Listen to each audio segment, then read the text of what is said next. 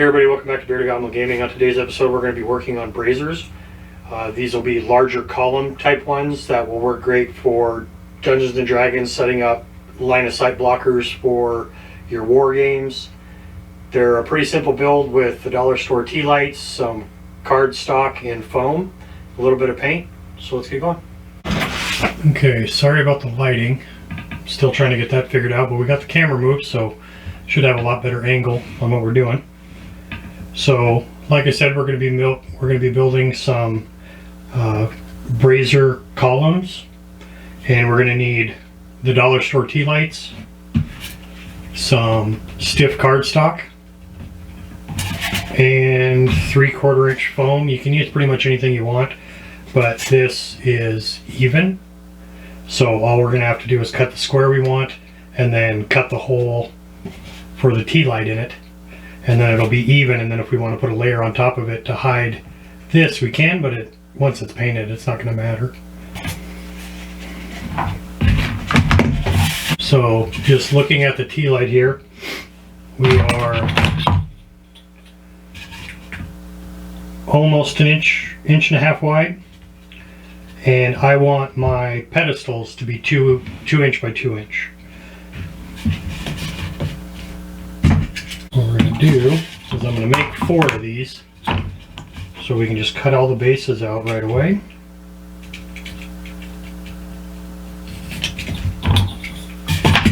Make sure your knife's good and sharp.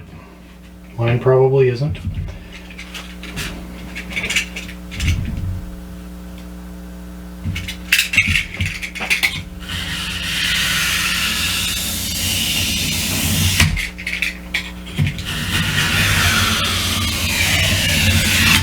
Now you could have snapped that, but I don't like the surface it gives you. So we just did a double cut and went all the way through. We can do this because of our cutting knives.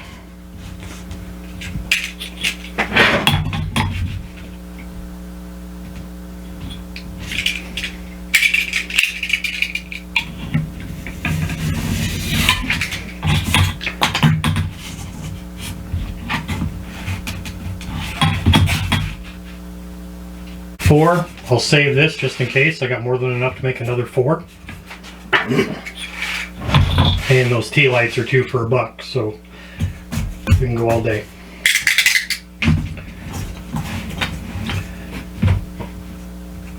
So now you're just gonna find center. You can actually push on that. It'll give you your imprint. It also wouldn't be too bad to build this in smaller chunks. And that way you can just glue them to the sides, and you already have some of the brick lines placed in there. That actually won't look too bad, so we can go 2.5.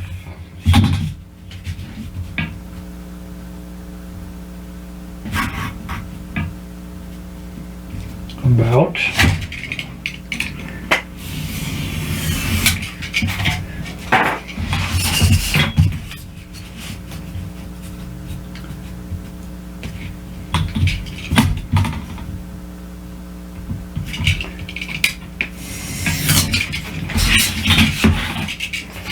That'll be our bottom cap. Kind of set it on top, I guess, so we don't bend it.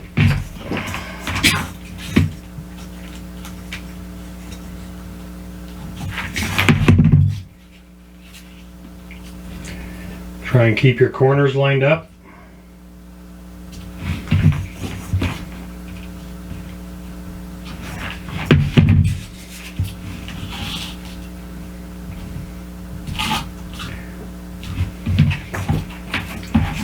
From the paint, just take your little bit of masking tape and go over the light.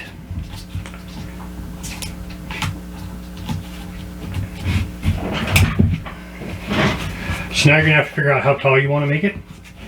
I figure 4 inches should be good. Grab your cardstock. You can use cereal box, Pretty much anything you want. The stiffer the better though, because these are going to be standing up in a cage-like pattern. So you want to make sure that it's going to be hardy enough to stand up to tabletop use. And being dropped in the Mod Podge, going over it will stiffen it up a little bit, but better safe than sorry. And I'm going to cut mine, let's say, let's go 1/4 inch wide. These don't have to be exact because it's kind of like wrought iron. So a little bit of deviation in it is going to make it look just that much more authentic. So let's go at 4. Just use some scissors. If you want to leave, if you got angles on there, that'll give it a little bit too. I'm not worried about being super exact again. Let's go from this side.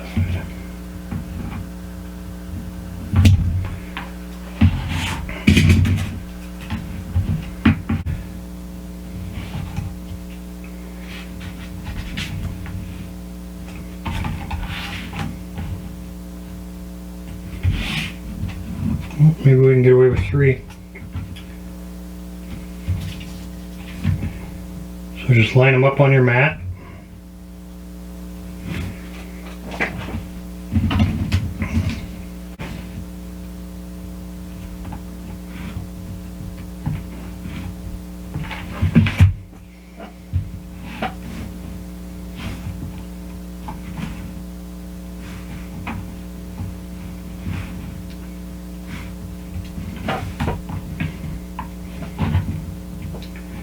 Okay.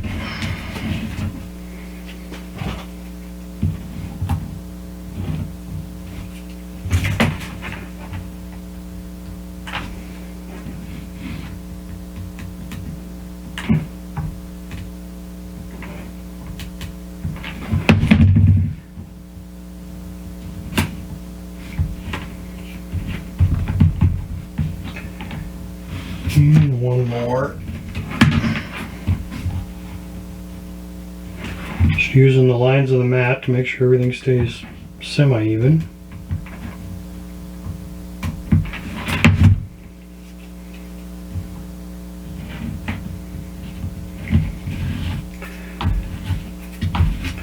Now you could bend this and just keep attaching everything and just bend it, but I'm going to cut them off and then just glue them all together at the end. So it's up to you if you want this on the inside or the outside. I'm going to put mine on the inside, and then I'm actually going to put rivet markers on here so the cage will run around that way. I don't want to glue to the base.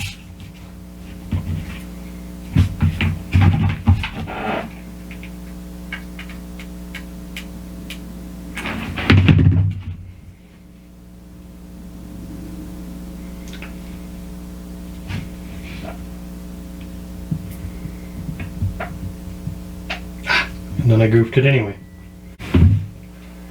Let that cool so we know it won't stick.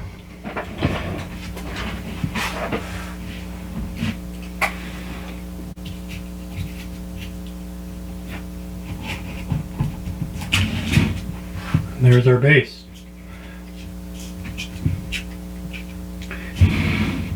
For the rivets, you can take a hole punch. I have some leather punches here. You just buy a cheap kit at Harbor Freight or off Amazon or something, and then you're going to get whatever size circles you want. Make sure you don't use your cutting mat to hammer through though, because it will just cut a hole in your cutting mat. Use one of these white cutting boards, whether it's a thin one or a thick one, and I use this one for leather working, and it'll still take circles out, but it'll last a lot longer. And that'll give you all the little circles you want. I'm not going to do that. I'm just going to run around this real quick and just put a little dollop on every one. It's cool, and then we'll take all the wisps off. and we'll hit everything with a coat of Mod Podge and start painting. And we'll come back once I get started on that. I'll let you see my colors and how I'm going about that. So we got our Mod Podge and a spray coat of black primer. We went ahead and I left the tape over the light as a diffuser, and then also a way to glue the tuft of animal stuffing on there, the stuffed animal. From there I put some super glue on top of the light and filled it with gravel out of my, just your pot or whatever you got there for your rock, and I'll paint that up like coals in the fire. Let's see if we can get out by this light.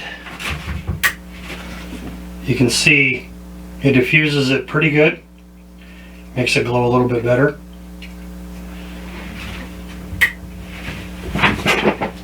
So we'll go over the paint up for how I'm going to do these, and then we'll do some photos, and that should be it. So we'll let those two things dry. I know the lighting's bad. I'll get that fixed on the next video. We'll just go through and we'll paint the other three and then go through and do the wash. So while we're waiting for a few things to dry, this initial one that I did, and I put a little bit of that orange on there. I don't like it. I'm going to keep it, but I went ahead and I painted all the other ones with just the brass. And then once we go ahead and put the wash over the top of that to darken it up, it should look pretty good. The tops you can pretty much do how you want. I want to bend mine in.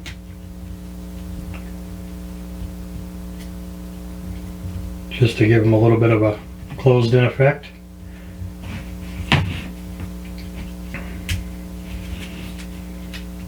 And if you want, towards the top, if you wanted to put some more supports up here, just to make them a little bit more stable on your table, nobody's going to see them. So,